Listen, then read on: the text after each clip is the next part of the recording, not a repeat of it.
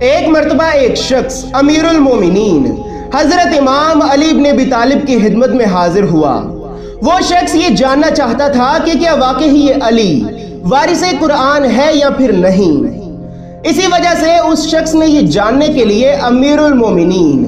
حضرت امام علی بن ابی طالب سے ایک سوال کیا۔ ویورز، یہاں پر یہ بات یاد رہے کہ وارث قرآن وہ ہوتا ہے کہ جو زمین و آسمان، دنیا و آخرت، حتیٰ کہ ہر چیز کا علم رکھتا ہو، اور نہ صرف ان سب چیزوں کا علم رکھتا ہو بلکہ ان سب چیزوں کے سوالات کا مکمل جواب بھی رکھتا ہو، اور اس کے ساتھ ساتھ ان سب چیزوں کے بارے میں جو سوالات ہوں ان سوالات کا ایک نہیں بلکہ ہزاروں جوابات رکھتا ہو، تو اسے وارث قرآن یعنی کہ قرآن کا وارث کہا جاتا ہے۔ تو اس شخص نے یہ جاننے کے لیے کہ کیا واقعی یہ علی وارث قرآن ہے یا پھر نہیں، امیر المومنین حضرت امام علی بن ابی طالب سے ایک سوال کیا کہ اے امیر المومنین، میرے پاس بکریوں کا ایک جھنڈ ہے۔ میں نے اپنی ان بکریوں کی نگرانی کے لیے ایک کتا رکھا، اور اس کتے کے ڈر کی وجہ سے میری بکریاں ہمیشہ اکٹھی رہتی ہیں۔ لیکن اے امیر المومنین، کچھ دن پہلے میری ایک بکری کے ہاں ایک ایسا بچہ پیدا ہوا کہ جس بچے میں بکری کی صفات تو ہیں لیکن بکری کی صفات کے ساتھ ساتھ کتے کی صفات بھی ہیں۔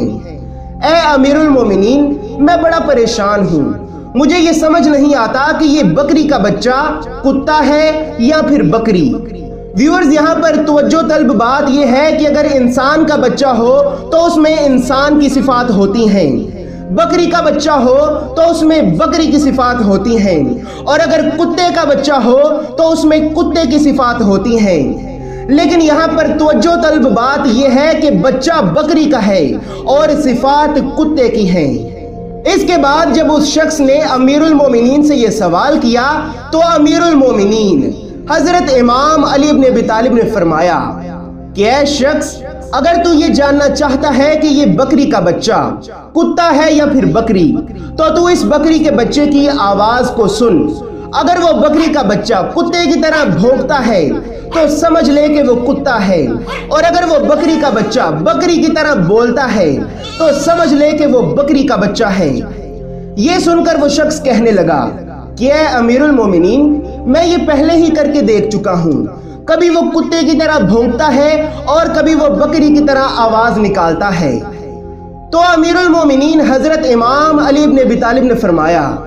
کہ اے شخص، تو پھر اس بکری کے بچے کو پانی پلا کے دیکھ۔ اگر وہ بکری کا بچہ کتے کی طرح زبان سے چاٹ کر پانی پیے تو سمجھ لے کہ وہ کتا ہے، اور اگر وہ بکری کا بچہ بکری کی طرح گھونٹ لے لے کر پانی پیے تو سمجھ لے کہ وہ بکری کا بچہ ہے۔ تو اس پر وہ شخص کہنے لگا،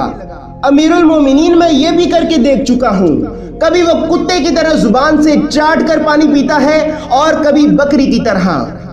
تو امیر المومنین حضرت امام علی بن ابی طالب نے فرمایا کہ اے شخص، تو پھر ایسا کر کے تو اپنے اس بکری کے بچے کو اپنی بکریوں کے جھنڈ میں لے کر چل۔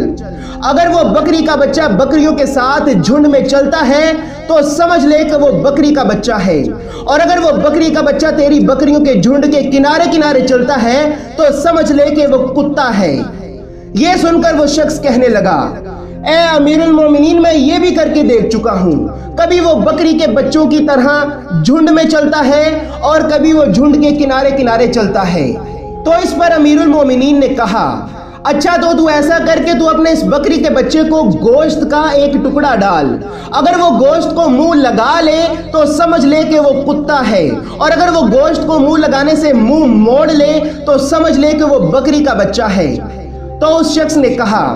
اے امیر المومنین، میں یہ بھی کر کے دیکھ چکا ہوں، کبھی گوشت کھا لیتا ہے اور کبھی گوشت سے منہ موڑ لیتا ہے۔ مجھے یہ سمجھ نہیں آتا کہ میں اب اس کا کیا کروں، کیونکہ بکری کا گوشت حلال ہوتا ہے اور کتے کا گوشت حرام ہوتا ہے، اس میں زمین اور آسمان کا فرق ہے، مجھے سمجھ نہیں آتا کہ میں اب کیا کروں۔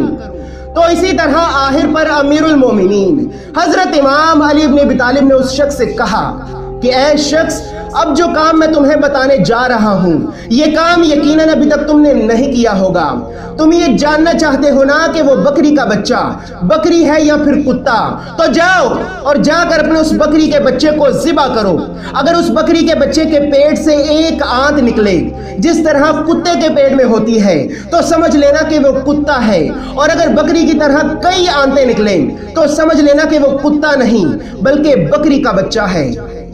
اس کے بعد جب اس شخص نے امیر المومنین کی زبان سے یہ جواب سنا تو آپ کے قدموں میں گر کر کہنے لگا کہ اے امیر المومنین، میرے پاس نہ ہی کوئی بکری ہے اور نہ ہی کوئی کتا۔ میں آپ کے ہر جواب کو اس وجہ سے رد کیے جا رہا تھا کیونکہ میں یہ دیکھنا چاہتا تھا کہ کیا واقعی علی کوئی ایسا جواب دیں گے کہ جس جواب کو سن کر میری یہ زبان رک جائے، کیونکہ وارث قرآن ہر سوال کے ہزاروں جواب رکھتا ہے۔ میں تو صرف آپ کا امتحان لینے آیا تھا۔ میں یہ دیکھنا چاہتا تھا کہ کیا واقعی آپ وارث قرآن ہیں یا پھر نہیں۔ آپ نے میرے اس سوال کے جواب میں علم کا دریا بہا دیا۔ اگر آپ کی جگہ کوئی اور ہوتا تو میرے اس سوال کا جواب دینے کی ذرا بھی جسارت نہ کرتا، اور آج مجھے یہ دل سے یقین ہو گیا کہ علی ہی وارث قرآن ہے، وارث قرآن ہے، وارث قرآن ہے۔